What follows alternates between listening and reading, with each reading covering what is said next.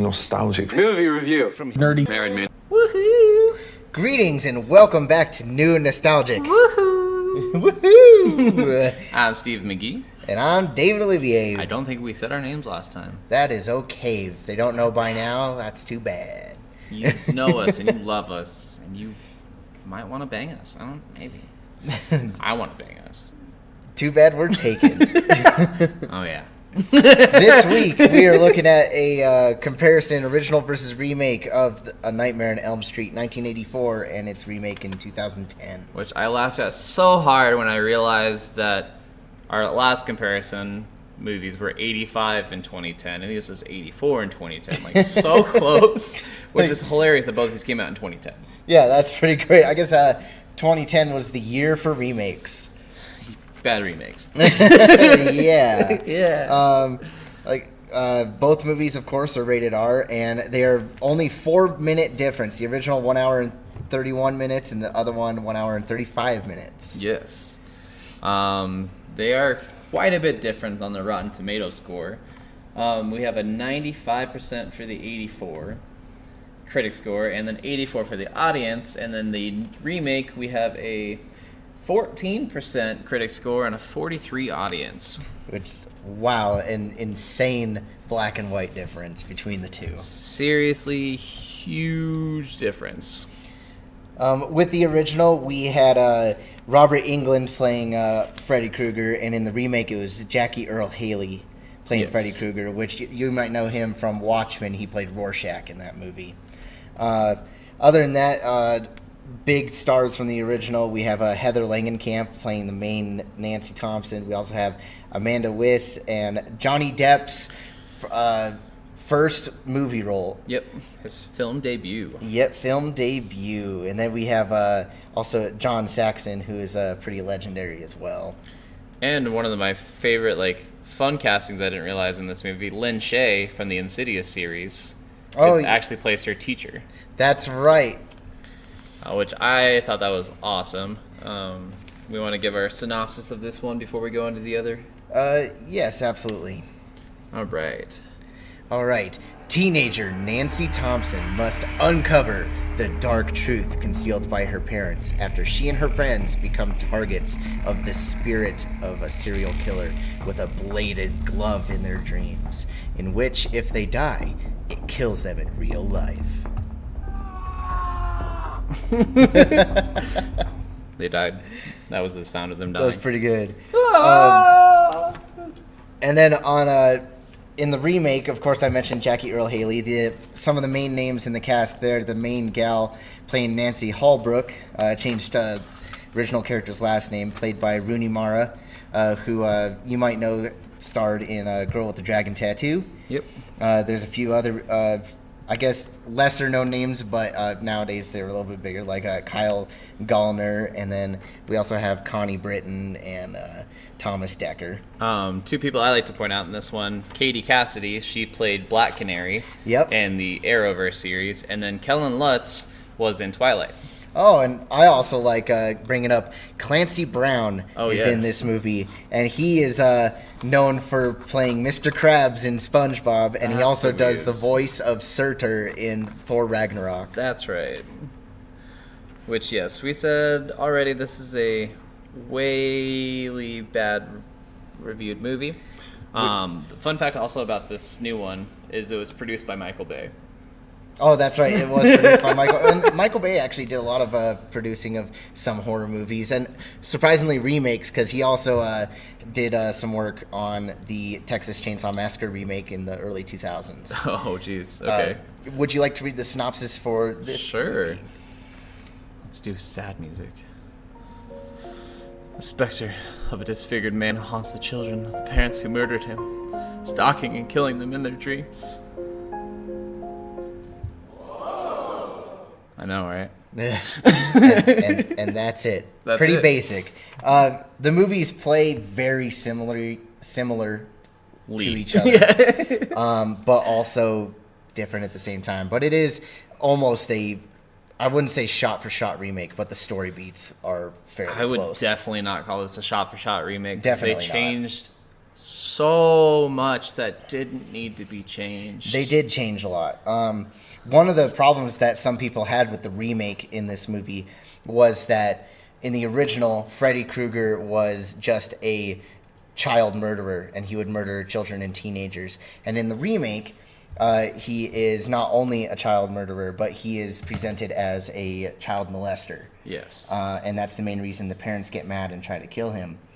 And I find that interesting because in the original script for the 1984, he was supposed to be a child molester in that, but they decided to change it to just a murderer to avoid accusations of exploiting a series of child molestations in California around the time of production. So he actually got rewritten to be a killer, and then they decided to bring that original story thought in the remake. They should have left it out, honestly, because that's the biggest problem, one of the biggest problems I have with this movie. There's a couple other big ones, but for me, as soon as you, like in the original, it never showed Freddy with the kids. It just said that he killed over 20 kids. Mm-hmm. You never saw any of them happen. It was all left to your imagination. You never saw any of the kids. You never saw any of their deaths. You never saw any of the bodies. Didn't know any of their names. Just all nothing. And in this one, you hear all their names. They're all connected. They all went to the same preschool together. They all, or several of them, were molested by this person. And it wasn't the parents initially that caused them. It's because he was doing that to the kids that initially caused it in this one. And making him gross made him less scary. See, and I wasn't a huge fan of that either. I mean, Freddy in the original and the original series, he did have his moments of being gross and creepy and, you know, kind of weird. Like in the original, there's Nancy talking on the phone, and Freddy says, "I'm your boyfriend now." And his mouth appears on the bottom of the phone with the tongue kind of trying to kiss her. Yeah. So he's always been kind of a creepy character. But in this one, it's too creepy. Like, he'll sit there, and he just has this weird, like, like laugh thing he does. And he's just really creepy towards the kids and even the teenagers. And it's really too much. And this might sound bad to say, but being creepy with a 17-year-old is a lot less horrifying to watch than being creepy to an 8-year-old. I'd agree with that. It's just so much more weird because, like, you don't think about his age when he's just a being that's killing, a demon that's killing people or whatever. Yeah, absolutely. You just think he's fucking with his prey or whatever. You don't really think, oh, he's doing it because he wants to fuck them. Like, that's. But in making him a pedophile, that's what he wants to do with them, and it makes it just so much weirder. It's not about the killing; it's about more. It's torturing, and it's putting him through a lot more anguish. It's awful. Like, it's just gross in every way. Yeah. Some of the things I liked about the original versus the remake are the dream sequences. Yes. The original had them, is more practical. It was also just more creepy. In the original, you could never really tell, for the most part, when they're in a dream versus in reality. I mean, until they're really deep in the dream and show up in, like, the boiler room or something. But the remake, you knew every time someone was in a dream, and that is because it would have this. I mean, I liked the effects. They would have transitions of someone going into a dream, like the color palette would change, or there's the girl in the classroom, and once she enters her dream, the whole classroom goes dim, and all of the students around her kind of burst into, like, ash. And so, well, at first they just pause. Yeah, they just pause, and then suddenly just this wave happens, and everyone disappears except her. So, I mean, the transitions were cool, but the original kind of had this music and atmosphere that was more creepy, and in the remake, it focused more on trying to creep you out with an obnoxious amount of jump scares. Yeah. Well, and one of the things I also say about the dream sequences is, in the original, Freddy's very slow and meticulous with the way he approaches his victims. In this movie, like, talk about that opening scene with Kellen Lutz, when he falls asleep for the second time after he had already, like, cut his hand. Yeah. As soon as his eyes close, he's being attacked.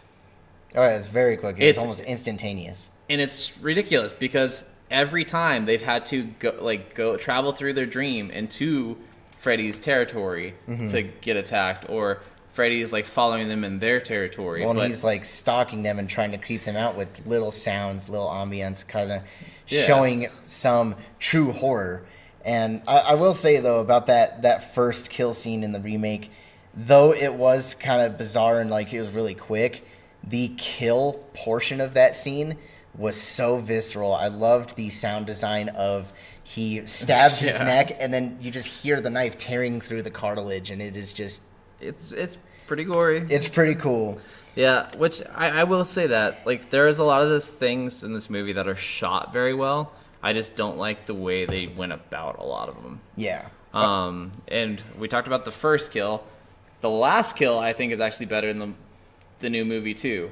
Oh, absolutely! It's the kill of the mother, right? Yep. Yeah, in the original, and even the creators weren't huge fans of it. In the original, Marge's death, Nancy's mom, she just gets pulled through a door, and it's this tiny window that no human would fit through. So they have this dummy that kind of just rubbers through it. Yeah. And then in the remake, she's talking to her mom, and then her mom stands in front of this mirror, and then you see her mom in the mirror, and then all of a sudden you see Freddy in the mirror, and he reaches out and stabs straight through her and then pulls her into the mirror. And it's so much more visceral, so much more like... When he stabs her, it shows this close-up of her face, and the glove is going through the back of her head, and you just see like the knives coming out of her eye and her face, and it is... I love awesome. Horror movies. It is a very beautiful death scene, and then he just rips her into the mirror, and the mirror suddenly just forms back together and disappears, and there's just blood on the wall. Yes, we will say we are both horror fans, and we are both not turned off by gore in any way. I've watched every one of the Saw movies and stuff like that. So if we were talking about this stuff and saying that we like and we love it and you don't, we're sorry that you don't. Sorry we're going into so much detail sometimes, but as horror fans, we love this stuff. The best deaths are always the things that get me in these movies. Oh yeah, like in the original, the gore and effects were so beautiful because they were all practical, and I really loved the death of Tina flopping around the ceiling and gets sliced across her chest, and the room is just covered in blood, and then also the death of Glenn, Johnny Depp's character. Yes. Which, fun fact about that scene is they made this rotating room where when he would get pulled through the bed, the room would be rotating, and that's how they created this giant blood geyser in the movie. Okay. Well, the machine actually malfunctioned, and it tipped, but it also kept tipping sideways, and the blood kind of pours out weird, but it makes a beautiful geyser. But it also caused an electrical issue with the light on the ceiling, and you can actually see it in the movie, and then you see the blood kind of sloshing around. I think it makes it even better, though. Yeah. It's so just jaw-dropping. Which I will say, in the original, we have the horror movie trope of those who have sex first die first. Yep. And then they actually didn't have sex in the remake. No, they did not have sex in the remake. We talk about the practical effects. That spandex wall scene in particular, the wall scene behind Nancy in both movies, the spandex practical effect wall is so much creepier. Oh, it is so creepy. Like Robert Englund, just pushing. Actually, I don't even think it was Robert in the movie that I don't did remember. it. But Freddy pushes against the wall, and you just see the outline of his head and his hands in the claw. And then he goes back in, then Nancy reaches up, and it's a solid wall, and she hangs her crucifix on it. And it's just such a well-done scene. Yeah. And in the remake, it's really, really bad CG, and he comes all the way torso out of the wall and puts his arm like right in front of her like he's going to slash her. Like, it took so much time for him to get all the way around her where he could have just attacked her, and him always like attacking first. Yeah. Seemed weird that he went a little slower here, and it just looked bad. Well, it looked like just a rubbery snake wall, and it just it didn't hit me the same way the original did. And they tried to pay homages to scenes of the original, but I just feel like none of them really hit as hard.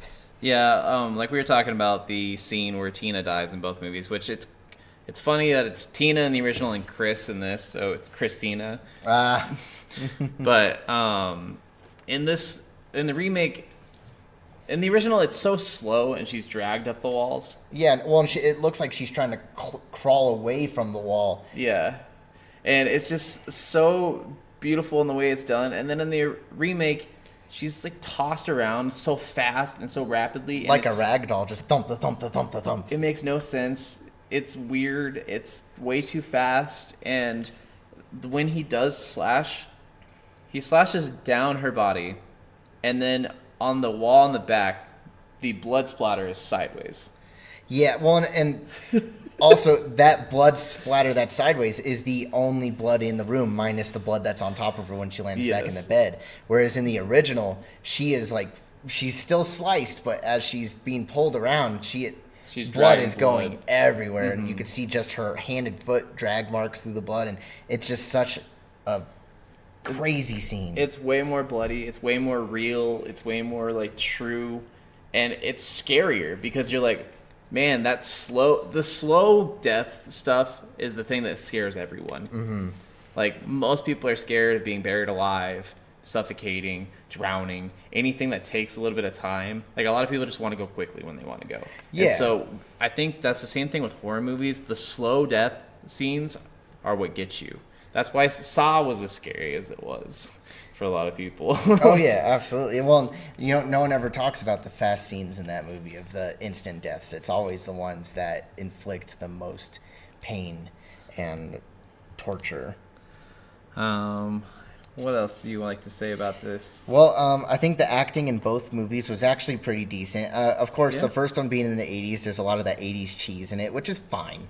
It's almost classic in a way.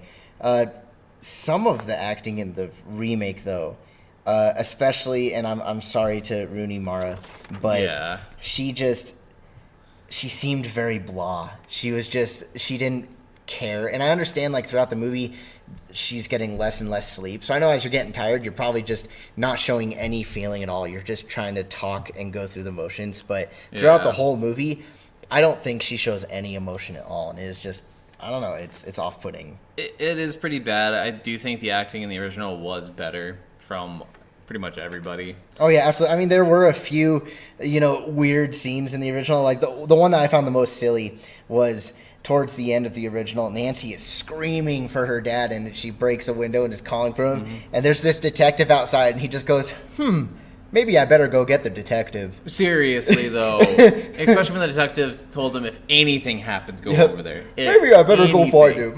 he just saunters off. He just goes gets her dad first. It's like, oh, man. I do like how a lot of the things felt more thought out in the original. Like, one of the things that I noticed this time that I didn't notice the first few times I watched this was at the funeral in the original, everyone's wearing black except for Nancy, Glenn, and one other person. They're all wearing blue. And one of the things about funerals, blue flowers at funerals means sadness, sympathy, and peace. So they actually wore those colors because they knew that their friend didn't commit suicide. They knew that their friend was murdered, and they had sadness and sympathy and wished him peace for him. And I thought that was like a really cool touch that I didn't really notice the first few times I watched it. Man, I really dig that. That's really fun. Yeah, we already said I love the scene in the original with Johnny Depp where he's playing that tape on the phone. Trying to trick his parents into thinking he's with his uncle at the airport. And then that like car crash happens, and then he's like, oh, there's a car crash outside. Oh, they're fine. Oh, I'm gonna go help them. Bye. I'm like, geez, it's so just ridiculous. A couple other tropes I'm not a huge fan of in the remake. One is the whole, I need to learn something that is going on, so I'm going to jump straight to the internet, and the internet solves everything. It happens in a lot of 2000s movies where they Google search, or in this one, it is called Gigablast, and the web search is blast off. I don't know if that's a real website, but it is the most bizarre thing. But of course, everything he Gigablast searches, he finds the answer to all his questions. I laughed so hard because one of the things I wrote down to bring up was I hate the fake Google tropes in movies, so I actually wrote down Gigablast to talk about. It's so funny. Well, and on top of that scene, one of the things he learns from the research, which this was not in the original movie, and I dug this concept. It is the concept of micronaps. I hate this. I think the only reason I like it is because he talks about how apparently micronaps happen after 70 hours of staying awake or approximate time where you start not even noticing whether you're awake or asleep. And the reason I like it so much is there's a few scenes, especially one scene at a convenience store where it shows them in real time, but it keeps fading in and out of a nightmare, showing Nancy going in and out of a dream. And it's just so well done. And I liked that concept. I thought it was cool. I think if they left it at some of those things, it would have been kind of cool. But then you have the scene in the swimming pool.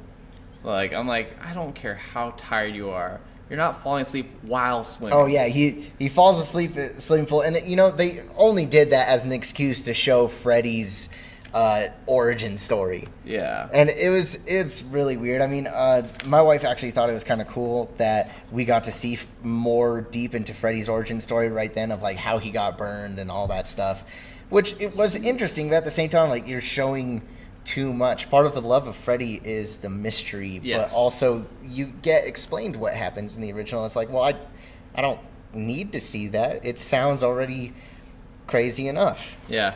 I actually don't like knowing the story. Like knowing the story was fine, but like seeing it as much as they did, like seeing him human for as long as we did, it was just weird. I really didn't like seeing Freddy as a human with the kids and then getting attacked by the parents as a human. And then, like, because in the original, it doesn't really show anything. It just shows somebody in a building that's on fire.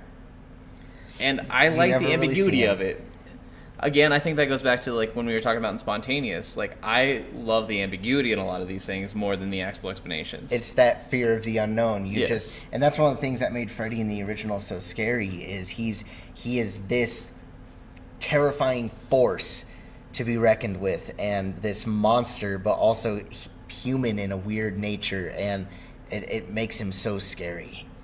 One of the other movie tropes that I saw in this movie that really got annoying in the remake is the movie trope of just throwing your hand in your pocket while you're at a diner, grabbing a random handful of money, slamming it on the table, and walking out. Like, you don't know how much money you have in your pocket to the exact... Like, that's so stupid. Like, I mean, I hate that stuff so much. It's frustrating, but I mean, it's a small enough thing for me that I don't really care. I also, when we were talking about the beginning a little bit, I didn't like that the beginning of this movie started out with Kellen Lutz already haven't been sleeping for 3 days, which means he's already been probably being tortured by Freddy for a week. He already talked about going to a doctor about his sleep. Oh, wow. And then he talks about having not slept for the last 3 days. So there's probably been a week going on of him being tortured that we didn't get to see, whereas the original starts the night they have their nightmares. Actually, they had been talking about how they had a few dreams in the original before of the mysterious person with the finger knives and the sweater and whatnot. I mean, it probably didn't start as far back, but in the original, they do talk about how they all were having weird dreams throughout that week before the movie started. Well, I guess I liked in the original, it seemed like they were all having it all at once, whereas this one, it seems like Kellen Lutz's character had it a week before everybody. it just starts going in sequential order of who needs to die. Whereas, I am number 4. Yeah. Ooh, hey, there we go. That's a movie. I do think one of the things that I absolutely love in the remake is when they're searching for a weapon in the school, he grabs a paper cutter, and I'm like, the paper cutter blade, the giant paper cutter. Yeah, one of those giant slicing blades to slice giant sheets of paper. I love that, because I'm like, who hasn't thought, I wonder how sharp this is. I bet this could be a really good weapon. It's heavy. So I was like, that was kind of a cool, like, unique weapon to grab that I haven't seen in a lot of movies. Like, you don't ever see the paper cutter as the weapon. Yeah, I've only seen a paper cutter used as a weapon in one other movie, and it was the Thomas Jane Punisher movie, where he breaks the blade off and he shoves it to the head of the Russian. But you don't see it. It's creative. You don't see it too often. I think the Nancy capturing Freddy in the original was a lot better, especially with the build up to it. Her reading the Booby Traps book and How to Survive books and stuff like that throughout the movie, and then her actually building all these booby traps. Well, and even the showcase of her being able to, when she figures out she could pull Freddy through, she pulls his hat through, and it leads to the discussion with her mom about Freddy. Whereas in the remake, she pulls a small piece of his sweater. It's not as impactful, but no, it's not. One thing I did find funny about the scene in the original when Nancy is making all the traps. She's setting all these traps up, and right before she sets the traps up, she talks to her dad on the phone and says, "Dad, I'm going to go to sleep for 20 minutes. I need you to wake me up in 20 minutes so that you can help me take down Freddy." And he says, "Okay, honey, I can do that." Then when they hang up, she sets up like 15, not 15, but she sets up a lot of traps. She sets up a few. And it's like, and it shows her doing the slow process of setting up the traps, and it's like, I think that would take like half an hour to set up, because she's putting a lock on her door, she's setting up a sledgehammer, she's filing out a hole in a light bulb so she can put gunpowder in it. And then suddenly she puts it there, and then she goes to sleep, and she has like 10 minutes left to sleep. And I'm like, what? Like, it took you 10 minutes to set up this many traps? That's actually one of the things I wrote down too. There's no way she did that all in 20 minutes. It's absolutely ridiculous. It's just so bad in some of these movies when they. I hate when people don't actually pay attention to the amount of time. Like, everyone talks about that in the Fast and the Furious movie, especially I think it's Fast and the Furious 5, when they have that airplane scene and they're on the takeoff runway, and everyone's like, "That's an 8.5 minute scene." There are no airplanes on a runway for 8.5 minutes traveling at 60 miles an hour. It's such a short, runways are not as long as people think. Before I get into some cool fun facts about the movie, one thing that I think you and I had a little bit of disagreement on of the remake, when she's doing the research on all of the kids that have been killed by Freddy. Oh yes. There's the actor Marcus Yon, or maybe that's the character's name. I can't remember. I don't but think it anyway, says it. well, fun fact about that actor before we move on, he's actually been in 2 different franchises of horror movies. He was in the remake of Nightmare on Elm Street in that internet scene, and then he is also in the remake reboot of Friday the 13th. 2 of the biggest 80s killers horror movies ever. They came out 2 years apart from each other because that was 2009. Yeah, that's right. Well, Yep. So I guess 1 year apart, right? Yeah. Wow, but he's in that movie too. He gets killed by a screwdriver being shoved in his neck. It's really awesome. But the scene, I'm not a fan of it in this movie, because she's doing research and she finds this guy that's been uploading videos of him struggling with these nightmares and stuff. And each video is uploaded separately. And in the last video, he falls asleep, and then suddenly his face hits the camera and it goes blank. Yeah. And the problem I have with that is, who uploaded the video after that guy died?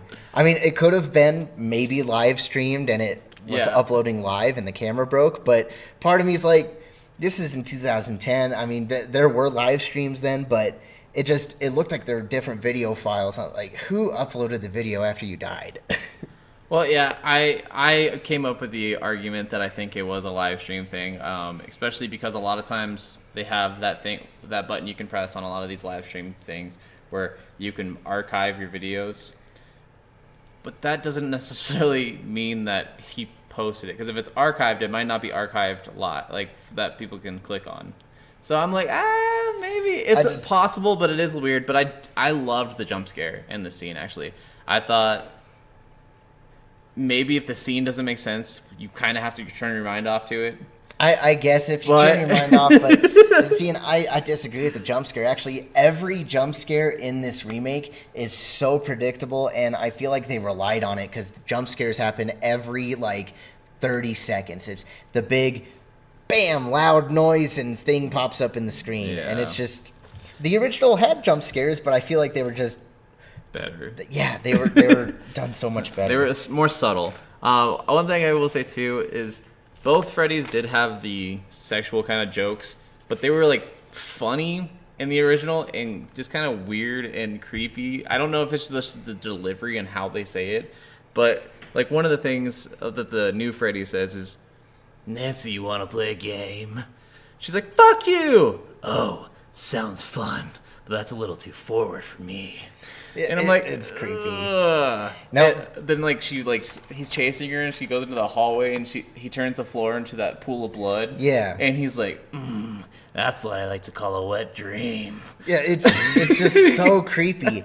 And when he's not making creepy, molester jokes like that, I actually think like Jackie Earle Haley did a great job as Freddy. And sometimes he is just terrifying. Like there are two things I really like in the movie. Like quote wise, and one of the quotes is it's within the same scene. One of the characters that is about to die says, "Oh God," and then he peers behind him and he just goes, "No, just me." that's my favorite line in the movie too. And then after he kills him, he goes into this short spiel of talking about after the heart stops beating, the brain can survive for like 7 minutes afterwards or something. And he's like, "We got 6 more minutes to play." Yeah, it's really cool. But I like, when it comes to that "Oh God" scene, he says, "No, just me." There was a similar scene in the original where Tina says, "Please God," and I love Freddy's delivering that because he just goes, "This is God." And he's just creeping her out, and he like cuts his fingers off and says, "Look at this." And I don't know, Robert Englund is Freddy. It's hard to recast that. And I think that's part of the problem is when you have someone who's so perfect for a role, it's hard to see somebody else do the role. It's to the same effect of like Robin Williams' Genie versus Will Smith's Genie. Like, did Will Smith do a bad job? No. Did he do pretty good for what he was given and what he had to go against? Yes, he did. But it's still just not Robin Williams' Genie. Yeah, it's different enough to where it just doesn't feel like Genie. It's a Genie character, but it's not the Genie. Yeah, and if I had never seen Robin Williams' Genie, I probably would have fell in love with it and not really thought about it. And the same thing with this. I feel like if you never watched the original Nightmare, you might have more of a love towards this. But I think that's absolutely fair. But some fun facts about this movie. So the sweaters knitted in both movies were actually knitted by this woman named Judy Graham, and she did it for both movies. And I just thought that was so cool how she got to work on both. Okay. Also, one of the most well-known facts about the original is that New Line Cinema was saved from bankruptcy by the success of this film. So the original Nightmare got the nickname, New Line Cinema got the nickname, "The House That Freddy Built." And I just thought that was pretty cool that he saved New Line Cinema. No, that is really cool. Some of the other cool stuff about the original, and I'll go into some remake facts, but in the original, Heather Langenkamp's boyfriend at the time was credited for creating Freddy's nursery rhyme. Oh, okay. And then also, Heather Langenkamp beat over 200 actresses for the role of Nancy, and two very notable people that she beat out was Demi Moore and Courtney Cox. Wow. And I just thought that was really interesting. That's pretty crazy. Those are big people. And then the prop glove used for the original movie was also used in the Nightmare on Elm Street 2 sequel. And then that same prop was also in The Evil Dead on a television screen kind of in the background at one point. So it was kind of fun. They kind of have a callback to that. Actually, in the original Nightmare on Elm Street, they did a back and forth on the Nancy's TV screen late at night. She's watching The Evil Dead on it. Interesting. One fun fact about the remake, was that Kyle Gallner actually suffered a cut to his abdomen from the glove when Jackie Earle Haley swung at him in one of the scenes, because the glove actually failed to bend back down, and he actually got a cut across his abdomen. Oh, that's so crazy. And the remake also, apparently the film's financial success and the backlash from the fans caused Platinum Dunes not to be able to make a movie for a few years. Platinum Dunes said that for 2 years their phones didn't ring, and it wasn't until 2013 that Platinum Dunes released another film, and that was The Purge. So there was a 3-year gap where there was no film from Platinum Dunes. Which is crazy. And at least The Purge was a good movie. And they brought that into a giant franchise now. Definitely. That's definitely worth it. Let's see. Also, Kellen Lutz in the first scene of the movie in the remake. Yep. He actually said he chose not to sleep for a few days to kind of get himself in the character so he can feel what it's actually like. What's the longest you've ever stayed awake? The longest I've ever stayed awake is probably close to 48 hours. Okay. There's a few times throughout high school I went to a few lock-ins and, that stay up all night and then stay up throughout the day, and then also in college, late nights and whatnot. So I'd say probably about 48 hours is the longest I've ever stayed up. I'm at 68. Why? That's crazy. Back in high school, I had a friend. His name was Matt. We used to take turns staying at each other's houses all the time. And one time, I think I got the idea from watching That's So Raven.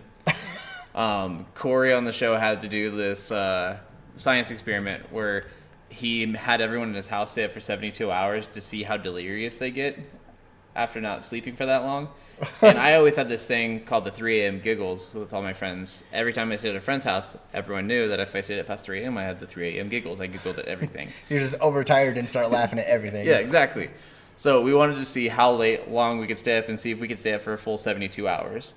So we got the okay from our parents. His mom just kept on ordering pizzas for us throughout all 3 of the days. Jeez. Kept on bringing up down 12 packs of Mountain Dew. We just kept on playing Halo most of the time. Halo, Rock Band, Halo, Rock Band, Halo, Rock Band. Back and forth until I think it was after hour 65, I ran upstairs to go use the bathroom and to get some more soda.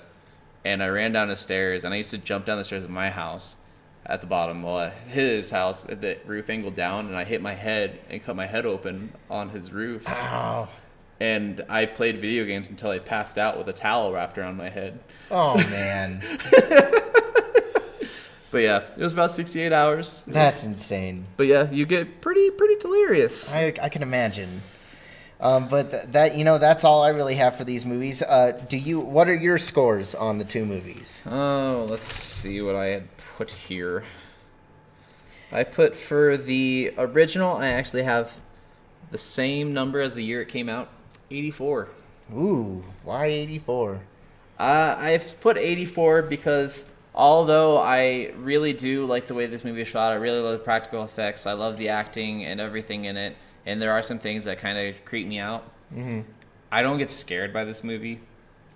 And so, especially now, watching it for the 3rd or 4th time or whatever, this movie doesn't have any scare factor to me anymore. So I can't say it's 100% movie, especially for a horror, if it doesn't scare me a little. And that for me, spontaneous hits that harder for me. That's terrifying for me compared to this. They make it feel just more real and more visceral, and maybe it's just because of the age of it, but with the remake, I gave it a 36. 36, all right. I'm kind of in the middle between the audience and the critic, a little bit more towards the audience. I think there are some things to love. I think the movie's really well shot. I think there's a lot of really well done scenes. I think there's a lot of really good moments and some decent kills in the movie. But I think overall, it's bad on so many levels. The CGI is bad. The acting's bad a lot. The story's bad. They changed too much where they made Nancy's dad not even be a cop. Nancy works at a diner. Nancy's dad isn't really even in the movie. Yeah, most of the characters are completely different except for Nancy and Tina with Chris, which I was like, is that the only character names you're keeping? And Freddy? Why only those 3 characters? Yeah, it's... For it being a remake, reboot, or whatever, it just seemed to want... It's kind of I think the problem that you had with the Karate Kids. Wants to be the same, but still wants to be really different. Yep, I'd agree with you there. With my scores, on the original, flat out 98%. That's how I feel. I love the original movie. I grew up, I started watching horror movies when I was really young, probably too young. But I just, it's within the realm of some of the first horror movies I've ever seen, and being that young, it scared the crap out of me. But I grew to love it because the story is just so terrifying and it's so different, and I just really love it. It's a classic film through and through. Okay. If you're going to watch a horror movie with someone, I recommend it. There are a few that I have rated that high. With the remake, I'm pretty close to how the audience feels. I'd probably give it a 45%. Okay. It's pretty bad, but there are a few redeeming factors, and some of the kills are really fun, and I do think you could tell Jackie was having fun with the character of Freddy, and I do like some of his line deliveries, and he does come off as creepy and scary, but sometimes he just goes too far into the really pedophilic factor, and I don't dig that. But other than that, I feel like the movie it's okay. Fair enough. Is there any last other things you want to say about the movie? Last thoughts. Please go watch at least the original. And if you're interested on seeing the remake, check it out. But you can definitely skip it if you want to. Or make it a drinking game, like I said about another movie. Sometimes it makes it better. Honestly, drinking games for movies, oh my god. When we do Sharknado, we should totally, I'll send you the drinking game, and we should play the drinking game and talk about how drunk we get. Oh, no. Oh. I might have. We could have some fun. I might as well do it. So, that'll do it for the original versus remake. Tell us what you think, and then what do we have for them next week? Next week we have a kind of a special treat for you guys. We're starting to do a bonus kind of episode. We wanted to do a bunch of these movies, but we wanted them to be special because we're both very hardcore gamers at heart. Oh yeah. As far as you guys, especially you guys know, I have my own video game podcast with Scott. Soul of the Gamer. So I'm going to do some cross promotions. Yes, thank you. I could not think of the word. You're good, brother. I got you. I'm dumb. So we're going to start doing every once in a while video game based movies. Yes, so once a month, and I'm probably going to do the first couple ones I'm probably going to do is free, but once we start getting a following, as a lot of other podcasts do, like doing our own Patreon and stuff, I would love to do this as our bonus episodes. Okay. Because I just think it'd be a fun bonus episode. Like if you're into both, pay for the subscription, give us a little bit of support. We can keep buying these movies and watching these movies for you guys. Definitely help us out. Yeah, I think just we have to have the video game movies adaptations separate because there's so many of them and most of them are so bad. I didn't want to just flood our good and bads, or mainly our bad movie titles, with the video game adaptations. So I wanted to keep them fun for you guys. But we are doing Need for Speed. I'm doing the first pick for video game movies. Next month is going to be David's pick. All right, so come join us next week. Check out Need for Speed in preparation, and we will see you on the flip.